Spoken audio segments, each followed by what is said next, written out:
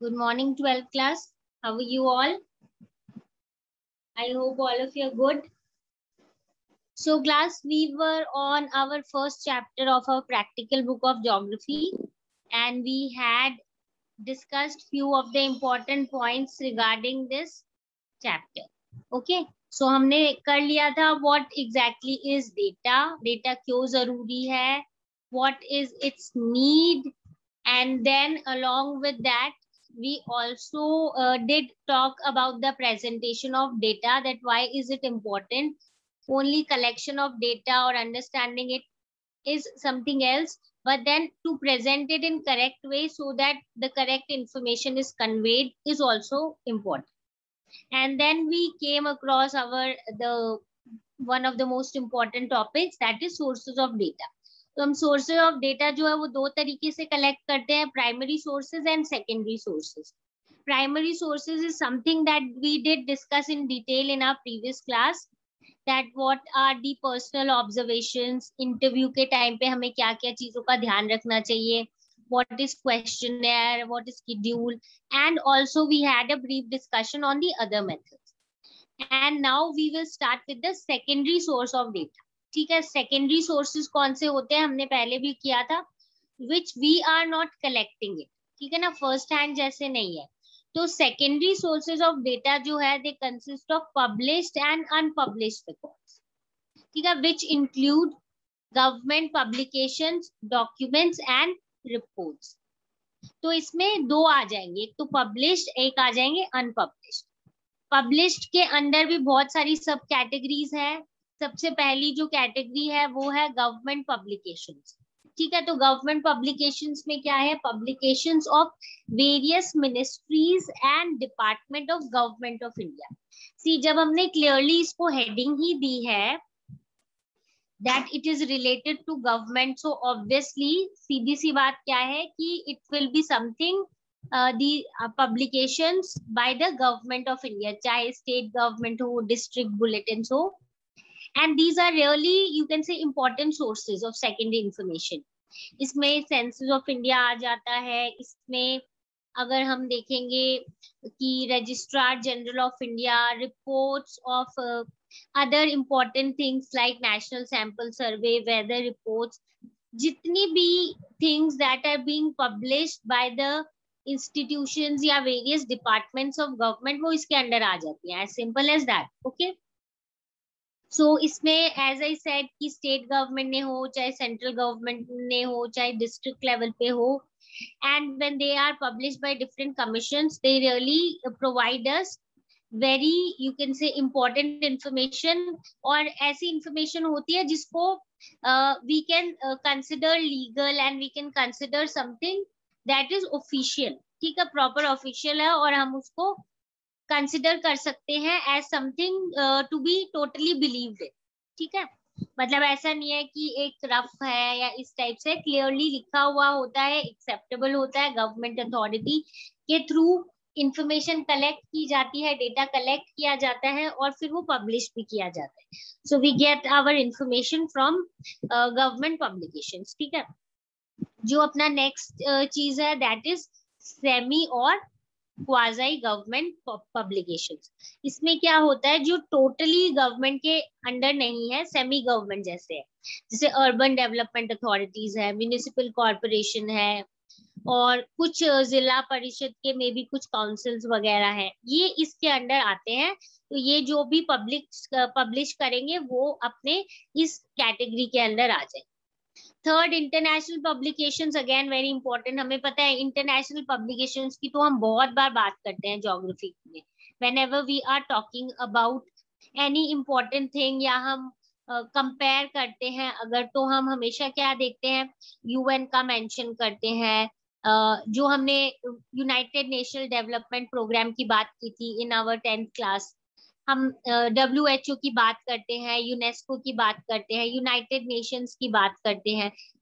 Okay, यानी international organisation properly जो recognised है, उनके जो पब्लिश्ड चीजें होती हैं उनको भी हम as our secondary source of data use करते हैं. ऑब्वियसली उन्होंने पब्लिश किया, हम उसको यूज कर रहे हैं, so that is why this is called as the UNDP और या फिर WHO के फॉर्म में हम इसको या और भी जैसे यूनेस्को या यूनाइटेड नेशंस, ऐसे किसी भी डिपार्टमेंट से रिलेटेड जब भी पब्लिश की जाती है तो हम इनको क्या बोल देते हैं, हम इनको बोल देते हैं कि इंटरनेशनल पब्लिकेशंस है, ठीक है।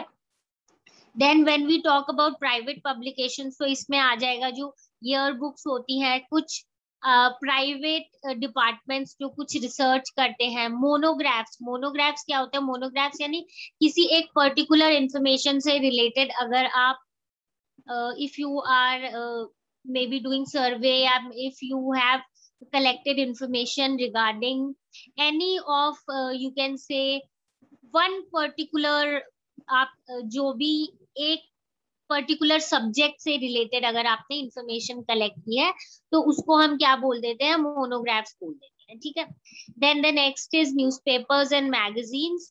तो जो डेली न्यूज़पेपर्स या वीकली न्यूज़पेपर्स है, monthly magazines, whatever it is, these are again they whenever we use it as for collecting data, तो ये भी हमारे secondary sources of या secondary जो हम data collect करते हैं वो वाला चीज आ जाए। Then finally we have electronic media. Electronic media हमें पता है is again very important nowadays. Whatever we need, whenever we need, we just type it and we get the results on internet and then we can finally use it, है ना।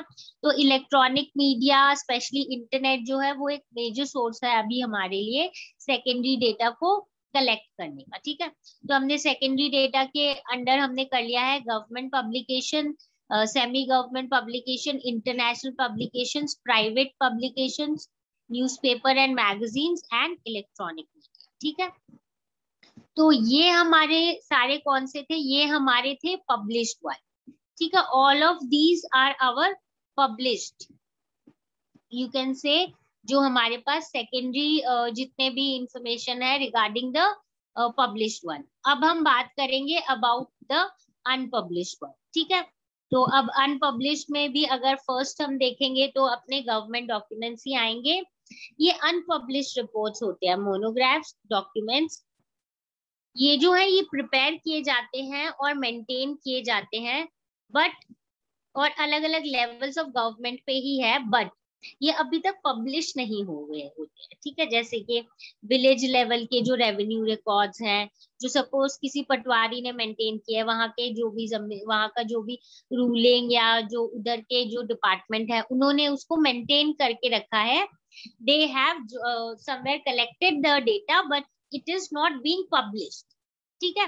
तो ऐसी secondary information जब हम मतलब collect करते हैं और स्पेशली गवर्नमेंट रिलेटेड इंस्टीट्यूशन से, तो फिर उसको हम अनपब्लिश सोर्सेज में गवर्नमेंट डॉक्यूमेंट्स के अंदर पढ़ लेंगे। उसी तरीके से क्वाज़ी गवर्नमेंट रिकॉर्ड्स में क्या होगा, पीरियोडिकल रिकॉर्ड्स है या किसी एरिया के डेवलपमेंटल प्लान्स है, चाहे वो म्युनिसिपल कॉर्पोरेशन के हो, डिस्ट्रिक्ट काउंसिल के हो, या ऐसे ही कोई भी चीज हो जिनके रिकॉर्ड्स मेंटेन्ड है बट वो पब्लिश्ड नहीं, ठीक है। तो ऑलमोस्ट हम बोलेंगे बस पब्लिश्ड और अनपब्लिश्ड का फर्क है, बाकी ज्यादातर, not all exactly the same, but ज्यादातर चीजें सेम है। प्राइवेट डॉक्यूमेंट्स क्या हो जाएंगे class, unpublished records, records of companies, trade unions, है ना, political and may be a political organization, resident welfare association, यानी अपने लेवल पे सपोज अपनी कोई अपने जिस कॉलोनी में रहते हैं वहां पे रेजिडेंट वेलफेयर एसोसिएशन है, उन्होंने कुछ चीजें मेंटेन कर रखी है, या किसी भी ट्रेड यूनियन ने अपनी कुछ बाटे रिकॉर्ड जो है वो मेंटेन कर रखी है, ये प्राइवेट डॉक्यूमेंट्स में आ जाते हैं। बट हमें अगर उससे रिलेटेड इंफॉर्मेशन कलेक्ट करनी हो, डेटा कलेक्ट करना हो और हमने वहां से हेल्प ली है, तो वो ऑब्वियसली अपना क्या बन जाएगा, सेकेंडरी सोर्स। सो हमने सेकेंडरी सोर्स में एक तो गवर्नमेंट अनपब्लिश्ड में भी गवर्नमेंट डॉक्यूमेंट्स, और हमने क्वाज़ी गवर्नमेंट रिकॉर्ड्स देख लिया है, एंड फाइनली हमने देख लिया है प्राइवेट डॉक्यूमेंट्स एज वेल। अब हम आ जाते हैं on our next important topic, ठीक है। जो हमारा नेक्स्ट इम्पोर्टेंट टॉपिक है that is tabulation and classification of data. This is again one important topic, तो इसको समझ लेते हैं। डेटा जो हमने कलेक्ट किया है, चाहे प्राइमरी सोर्सेज से किया है चाहे सेकेंडरी सोर्सेज से किया है, इनिशियली ऐसा लगता है बस एक बिग जंबल ऑफ इंफॉर्मेशन है, मतलब ऐसे ही कोई भी इंफॉर्मेशन वेगली दे दिया, ऐसे इतना हुआ, ऐसे वहां हुआ, यहाँ, तो उसको कॉम्प्रिहेंड करना, मतलब उसको समझना, उसको इंटरप्रेट करना इज रियली डिफिकल्ट। तो जो हमें ऐसे ही डेटा बस कलेक्ट करके हमारे पास जो होता है उसको हम क्या बोलते हैं, that is called as the raw data. ठीक है, मतलब ऐसे ही कलेक्ट कर ली मैंने क्लास के, सपोज मार्क्स ऐसे ही वेगली ले लिए, तुम्हारे कितने मार्क्स है, तुम्हारे कितने मार्क्स है, ऐसे ही कलेक्ट, और वो प्रॉपरली ना ऑर्गेनाइज है ना कुछ है, तो उसको रॉ डेटा बोलते हैं। तो उसको समझना, उससे कुछ इंटरप्रिटेशन निकालना इज डिफिकल्ट। तो इससे मीनिंगफुल इन्फ्रेंसेस निकालना और उसको यूजेबल बनाना जो है, उसके लिए जरूरी है टेबल्स बनाना, उनकी क्लासिफिकेशन करना। तो इसीलिए टैबुलेशन जरूरी है। One of the simplest device जिससे कि हम डेटा को प्रेजेंट कर सकते हैं, अच्छे से समराइज कर सकते हैं, that is statistical table. Statistical table होता क्या है, it is basically systematic arrangement of data in column and rows. We already discussed कि रोज क्या होते हैं एंड कॉलम्स क्या होते हैं, these are rows, these are columns, है ना। तो रोज और कॉलम्स में कैसे उसको अरेंज करना, ताकि उसको आगे जाके हम क्या कर सके, प्रॉपरली यूज कर सके, और जो भी हमें उससे इंफॉर्मेशन कलेक्ट करनी है हम इजीली समझ सके। So purpose of table obviously simply to simplify the presentation and, ताकि हम इजीली कंपैरिजंस कर सके। ओके, और अपने को जो भी इंफॉर्मेशन उससे समझनी है या निकालनी है वो हम आराम से निकाल सकते हैं। So the tables make it possible for analyst to present a huge mass of data in an orderly manner with a minimum of space. ठीक है, इसका मतलब क्या है कि जब हमें प्रॉपरली ऑर्गेनाइज होता है तो हम उसको एनालाइज कर सकते हैं और एक ह्यूज डेटा को एनालाइज कर सकते हैं विद मिनिमम स्पेस। हम आगे पढ़ेंगे कि हम ग्रुप कर लेते हैं। ग्रुप किसको करते हैं हम, जैसे अपने पास डेटा है, बहुत ज्यादा डेटा है, तो हम उसको ग्रुप कर लेते हैं कि सपोज कोई भी चीज है 100 से 200 के बीच में, 300 से 400 के बीच में कितने हैं, है ना। या फिर एज इफ यू रिमेम्बर, हमने ज्योग्राफी वाले चैप्टर में जब पॉपुलेशन ग्रोथ के फेजेस पढ़े थे, तो हमने उसको ईयरली बेसिस पे डिवाइड कर लिया था कि भाई 1900 से 1921 तक ये है, उसके बाद ऐसे उनके रीजंस ये, यानी कि ग्रुपिंग करना। तो उससे क्या है, मिनिमम स्पेस पे सारी चीजें अपनी कन्वे कर सकते हैं। तो ये तो है कि इसीलिए टेबल्स इंपॉर्टेंट है, उनका क्लासिफिकेशन बहुत जरूरी है। बट ये करते कैसे हैं हम वो भी देख लेते हैं। Again here comes, you can से one more important topic. Okay, हम डेटा को कंपाइल कैसे करते हैं, हम उसको प्रेजेंट कैसे करते हैं, उसके क्या तरीके हैं।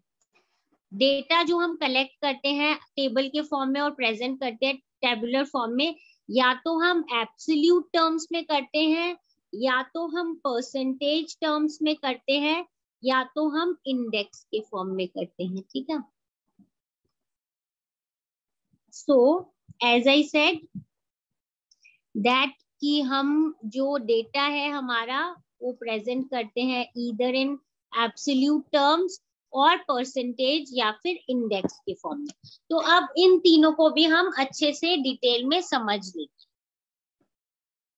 एब्सोल्यूट डाटा हमने वैसे भी बहुत बार पढ़ा हुआ ही ना ज्योग्राफी। एब्सोल्यूट डाटा यानी बेसिकली न्यूमेरिकल फॉर्म में एग्जैक्टली रिप्रेजेंट करना। तो when the data is represented in their original form as integers, ठीक है, as integers, then it is called as the absolute data, या फिर इसको हम raw data भी बोल देते हैं। ठीक है, यानी एब्सोल्यूट टर्म्स में आपने बताया है, जो आपने इंफॉर्मेशन कलेक्ट की थी नंबर्स की, वही आपने नंबर्स बता दिए। जैसे हमारे कंट्री की जो टोटल पॉपुलेशन है स्टेट वाइज अगर हम देखेंगे, या फिर हम देख सकते हैं कि क्रॉप प्रोडक्शन कहाँ पे कैसा हुआ है, मैन्युफैक्चरिंग इंडस्ट्री कहाँ पे कैसी सेटअप है, उसको हम क्या बोल देंगे, उसको हम बोल देंगे एब्सोल्यूट डेटा या फिर रॉ डेटा के फॉर्म में। ठीक है, now here you can see this table that is telling us about the population India and selected states and union territories. So here you can see बस इन्होंने data दे दिया है अपने को, एंड बेसिकली इस डेटा ऐसा नहीं है कि असेंडिंग ऑर्डर में है या डिसेंडिंग ऑर्डर में है, जैसे कलेक्ट किया था उस हिसाब से इन्होंने इसको अपने सामने प्रेजेंट कर दिया। ओके, ऑफ जो भी डेटा ऑफ 2011 है of population of India with few selected cities and UTs. तो ये क्या हो गया, हमारा एब्सोल्यूट डेटा हो गया। सेकंड हम आ जाते हैं परसेंटेज या रेशो में। ये भी हमने बहुत बार पढ़ा है ज्योग्राफी में। जनरली हम परसेंटेज या रेशो में ही चीजों को बताते हैं। ग्रोथ रेट जब हम बोलते हैं, लिटरेसी रेट जब हम बोलते हैं, एंड कोई भी सपोज हम अगर परसेंटेज ऑफ इंक्रीज बोल रहे हैं, नेशनल इनकम की रेट ग्रोथ मतलब परसेंटेज के फॉर्म में बोल रहे हैं, तो वो क्या हो जाता है, that comes under percentage and ratio. यानी कि सम डेटा जो है are tabulated in ratio or percentage form that are computed from a common parameter such as by literary, as I said literacy rate है, growth rate है, agriculture production में कैसा कितना percentage increase हुआ है, industrial production में कितना हुआ है, या सपोज लिटरेसी में क्या हुआ है, हमारी जेंडर रेशियो क्या है, माइग्रेशन क्या है, पूरी ग्रोथ रेट क्या, वॉट एवर इट इज, है ना। ये सारी चीजें हम किस में बताते हैं, ये सारी चीजें हम एक्सप्रेस करते हैं इन टर्म्स ऑफ रेशियो या फिर परसेंटेज। ठीक है, so you can clearly see कि एक एग्जांपल इन्होंने दिया है about literacy rate. We already know the how to calculate कि भाई टोटल पॉपुलेशन में से कितने लिटरेट लोग हैं, उसको मल्टीप्लाई बाय 100 करेंगे तो हमारा परसेंटेज आ जाएगा, है ना। तो ये हम कैलकुलेट करते हैं और जनरली जो डेटा है वो हम एक्सप्रेस करते हैं इन टर्म्स ऑफ रेट या फिर परसेंटेज। ठीक है, so the data that is given to you here is regarding the literacy rate, and obviously we can notice कि ये दिया हुआ है in terms of percentage so that we have better understanding of it, है ना। चलो, percentage और absolute data तो हमें आता है। अब हम आ जाते हैं about the third way of you can say जो सोर्स जो हम प्रेजेंट करते हैं। ठीक है, that is called index number. अब जो इंडेक्स नंबर है class, it is a statistical measure designed to show changes in the variable or a group of related variables with respect to time, geographical location or other characteristics. इसमें हम क्या करते हैं class, we generally will take one thing as fixed और उसके बाद बाकी जैसे टाइम के हिसाब से क्या चेंजेस आए हैं या ज्योग्राफिकल लोकेशन के हिसाब से क्या चेंजेस आए हैं, और कोई भी चीज के कारण, सपोज स्पेस के कारण, मतलब कितना डिस्टेंस है, क्लाइमेट के कारण, कोई भी चीज हो सकती है, बट जनरली ये जो है ये हम बिजनेस और इकोनॉमिक्स में यूज करते हैं। ठीक है, सो इट इज नोटेड कि जो इंडेक्स नंबर है वो सिर्फ पीरियड ऑफ टाइम में जो चेंज हुआ उसको मेजर नहीं करता, बट ये कंपैरिजन में बहुत यूजफुल है, क्योंकि एक हमने बेस ले लिया और उसके बाद हम उसके कंपैरिजन में बाकी कैलकुलेट करें, इसलिए।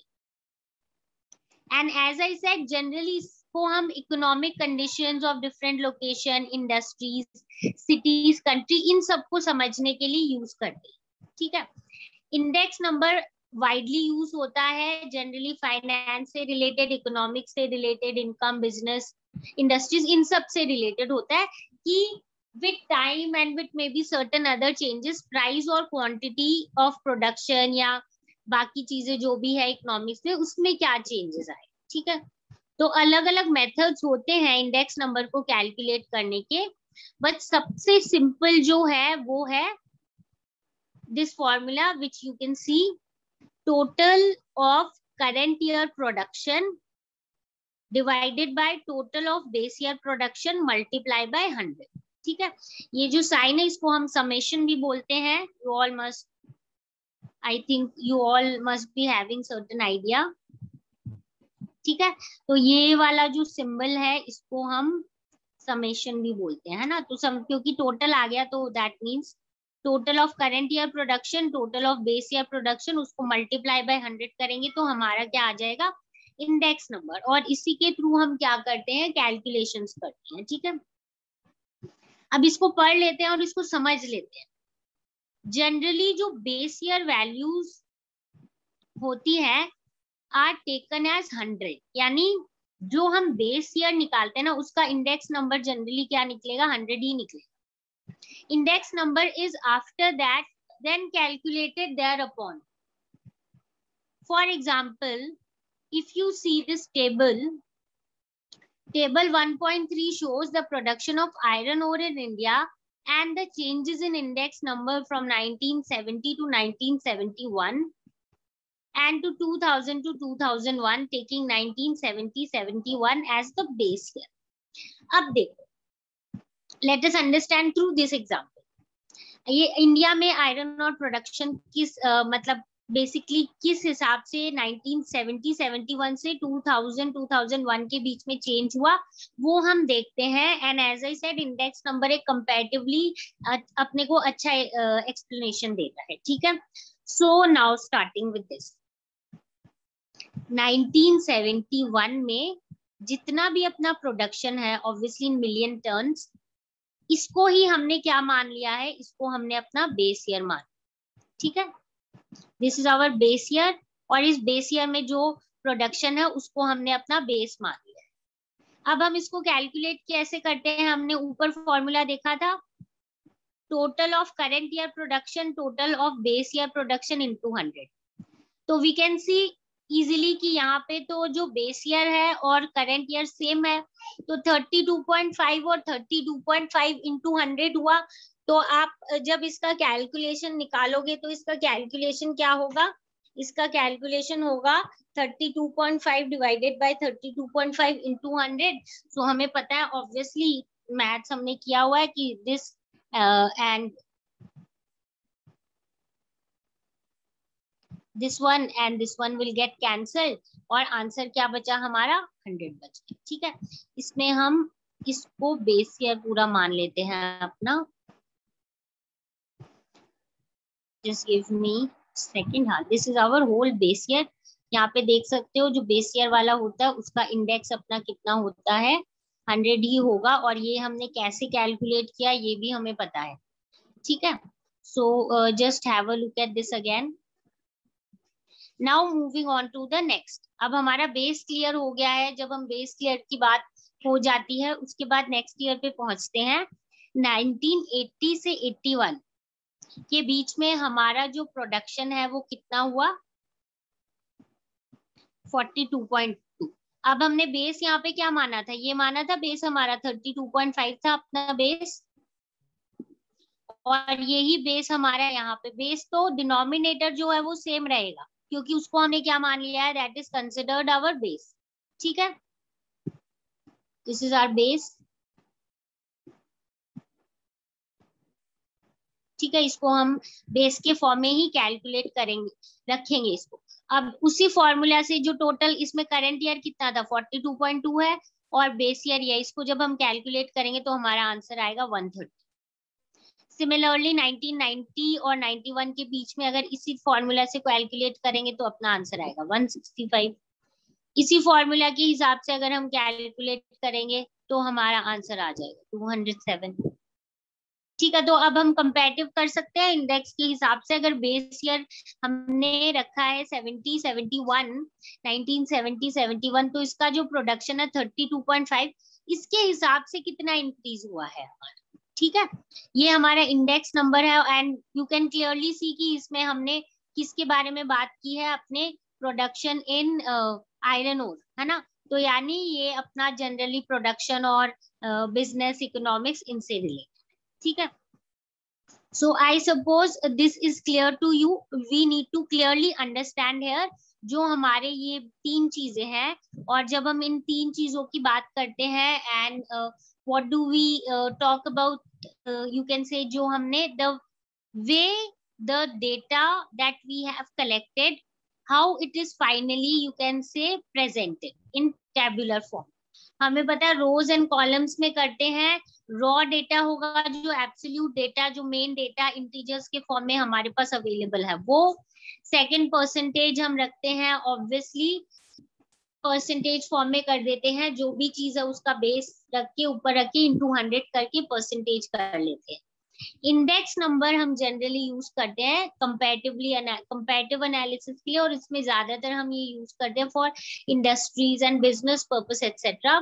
और इसमें हम सिर्फ, बाकी में हम जनरली टाइम को ही कंसिडर करते हैं कि ऐसे हुआ, इसके कारण हुआ, पर इसमें हम बहुत सारी और चीजें इकोनॉमिक कंडीशन से रिलेटेड भी चीजों को कंसिडर करते हैं। ठीक है, this was just an simple example to make us understand how the data is represented in tabular form in these three ways. Absolute data, percentage और ratio, या फिर हमारा index number. So I suppose this is clear to all of you. Now we move on to the next thing. ठीक है, next thing अपना क्या है? Next thing is our processing data. अब हमारे पास डेटा हो गया है, हमने डेटा कलेक्ट कर लिया, ठीक है। अब हम इसको प्रोसेस कैसे करेंगे, मतलब जो हमें चाहिए उस चीज को कैसे निकालें, ठीक है। तो इस चीज को भी अगेन अंडरस्टैंड करने के लिए we need to take into consideration few more points. सबसे पहले हमारे पास जितना भी डेटा दिया हुआ है होता है जनरली वो अनग्रुप्ड होता है, ठीक है। अनग्रुप्ड का क्या मतलब है यहाँ पे, as we can see in this table, आप इस टेबल पे देख सकते हो कि score of 60 students in geography paper is given, है ना। अब ये रैंडमली दिया हुआ है, ठीक है। What is this? This is actually raw data, या फिर हम जो एब्सोल्यूट डेटा की बात करते हैं, रैंडमली दिया हुआ है। इसको फॉर मी टू अंडरस्टैंड, चलो ये तो फिर 60 स्टूडेंट्स, अगर बहुत ज्यादा स्टूडेंट्स और ऐसे ही मार्क्स लिख के दे दे तो it will become so difficult for us to understand किसके कम है किसके ज्यादा है, ऑन एन एवरेज कितने बच्चों के 90 से ज्यादा है, कितने बच्चों के 40 से कम है, बिकॉज ये जो डेटा है ये रॉ फॉर्म में अवेलेबल है अपने पास।